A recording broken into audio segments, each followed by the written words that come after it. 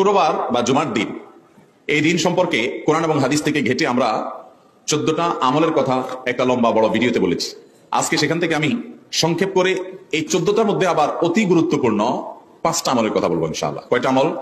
5টা আমলের কথা বলবো। জীবনের তরে যতবার জুমার দিন আসবে এই 5টা আমল সারা জীবন নিয়মিত আঁকড়ে ধরবেন, আমল করবেন। যারা নিয়ত করতেছেন হাত তোলেন। আল্লাহ আমাদের সবাইকে আমল করার তৌফিক দান করুন। আল্লাহ আমাদের সবাইকে কবুল মঞ্জুর করুন। নাম্বার 1, সবচেয়ে বেশি যেটা করতে হবে পরিমাণে, জুমার দিন জুমার রাত বৃহস্পতিবার সন্ধ্যা থেকে নিয়ে শুক্রবার সন্ধ্যার আগ পর্যন্ত পরিমাণে সবচাইতে বেশি করতে হবে যে আমলটা, সেটা হলো দুরূদ শরীফের আমল। কিসের আমল?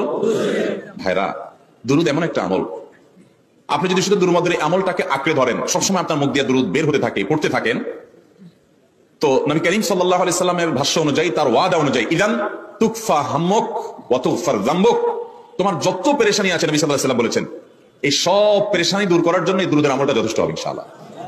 এবং গুনাহ মাফের জন্য এই দুরূদের আমলটা কি হবে? যথেষ্ট হবে। নবী করিম সাল্লাল্লাহু আলাইহি সাল্লাম বলেছেন, মান সাল্লা আলাইয়া মাররাতান সাল্লাল্লাহু আলাইহি আশরা, যে ব্যক্তি আমার প্রতি একবার দুরূদ পাঠ করবে আল্লাহ রাব্বুল আলামিন তার প্রতি 10 বার রহমত নাযিল করবেন। কয়বার রহমত নাযিল করবেন? আপনার জীবনে 10টি জায়গায় খুব ক্রাইসিসে পড়ে গেছেন, কোন জটিল সিচুয়েশনে মুখোমুখি হয়ে গেছেন, বিপদের মধ্যে পড়ে গেছেন, ওই জায়গায় আল্লাহর রহমত পাবেন। এরকম একবার দুরূদ পাঠ করবেন হক আদায় করে, যথাযথভাবে মহব্বতের সাথে 10 বার আপনার জীবনে আল্লাহ তাআলা অনুগ্রহ নাযিল করবেন। নবী করিম সাল্লাল্লাহু আলাইহি ওয়াসাল্লাম বলেছেন, আকসিরু আলাইয়া মিনাস সালাতি মিন ইয়াউমিল জুমআতি ওয়া লাইলাতিল জুমআ, তোমরা জুমার দিন এবং জুমার রাতে আমার প্রতি বেশি বেশি দুরূদ পাঠ করবে, দুরূদ প্রেরণ করবে। ফাইন্না সালাতাকুম মারুদাতুন আলাই, কারণ তোমরা যে দুরূদ পাঠ করো এটা আমার কাছে পেশ করেন আল্লাহর ফেরেশতারা, এবং রীতিমতো নামধাম সহকারে আল্লাহর একদল ফেরেশতা নিয়োজিত আছে। তারা বলেন, আল্লাহ, হে আল্লাহর রাসূল, আপনার অমুক উম্মত, অমুক অনুসারী, আল্লাহর অমুক বান্দা পৃথিবীর অমুক প্রান্ত থেকে, অমুক দেশ থেকে, অমুকের সন্তান, সে আপনার প্রতি দুরূদ পেশ করেছে জুমার দিনে, জুমার রাতে বা অন্য সময়ে। এটা নবী করিম সাল্লাল্লাহু আলাইহি ওয়াসাল্লামের কাছে রিপোর্ট দেওয়া হয় আল্লাহর নিযুক্ত ফেরেশতাদের মাধ্যমে। আপনি যখন দুরূদ পাঠ করবেন আপনার ভিতরে এই ফিল হবে যে আমি দুরূদ পাঠ করছি আর আমার নবীর কাছে এটা উপস্থাপিত হচ্ছে আমার নাম ধাম, আমার রিপোর্ট সহকারে।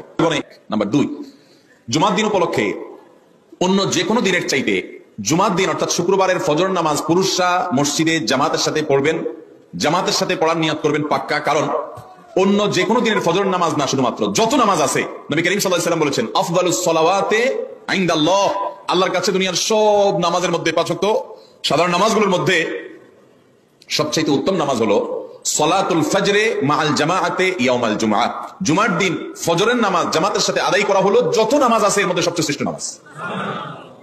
তাহলে জুমার দিনে এই বিষয়টা বিশেষভাবে খেয়াল রাখবো। জুমার দিন ফজর নামাজটা পুরুষরা কোথায় পড়বো, এবং সেটা বৃহস্পতিবার থেকে পরিকল্পনা শুরু করবো যে কালকে ফজর নামাজ যাতে কোনো অবস্থাতে আমার মিস না হয়।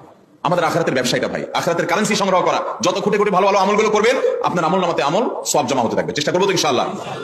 আমাদেরকে শয়তান অন্যদিন ফজর নামাজ পড়ার সুযোগ হলেও শয়তান এমন ভাবে আমাদেরকে ধোঁকা দেয়, শুক্রবারে ফজরটা পড়াটা সবচেয়ে বেশি কঠিন হয়ে যায়। কেন জানেন? গেছে তো কয়টা আমল হলো? 2টা। মনে রাখবেন তো ইনশাআল্লাহ। আগামী বছর তো আমার মাহফিল আমি আর করবো না, কিন্তু আগামী বছর যে মাহফিল করবেন সে আলোচককে আমি রিকোয়েস্ট করবো ইনশাআল্লাহ, আয়োজকরা এটার সবক যেন নেয় আগামী বছর। দিতে পারবেন তো ইনশাআল্লাহ? আমল যদি করেন তাহলে সবক ঠিকই দিতে পারবেন। ওই যে ভাই সবগুলো শুনে দিচ্ছে, কারণ আমল করেন। আচ্ছা, 3 নম্বর আমল হলো সূরা কাহফ পড়বো। কোন সূরা পড়বো? সূরা কাহফ। যারা কোরআন পড়তে পারেন না তারা শুনবেন, আর যারা পড়তে পারেন তারা নিজে পড়বেন। সূরা কাহফ যদি জুমার দিন কেউ পড়ে, নবী করিম সাল্লাল্লাহু আলাইহি ওয়াসাল্লাম বলেছেন এই সূরাটা তার জন্য নূর হবে, নূর, আলো আল্লাহর তরফ থেকে। কিয়ামতের ময়দানে ভয়াবহ গুটগুটে অন্ধকার হবে। কিয়ামতের একটা ভয়াবহ শাস্তি হলো অন্ধকারের শাস্তি। ভাইরা আমার, অন্ধকারের শাস্তি মানে এমন ভয়াবহ অন্ধকার হবে যে দুনিয়ার অন্ধকারের সাথে কোনো তুলনাযোগ্য নয়।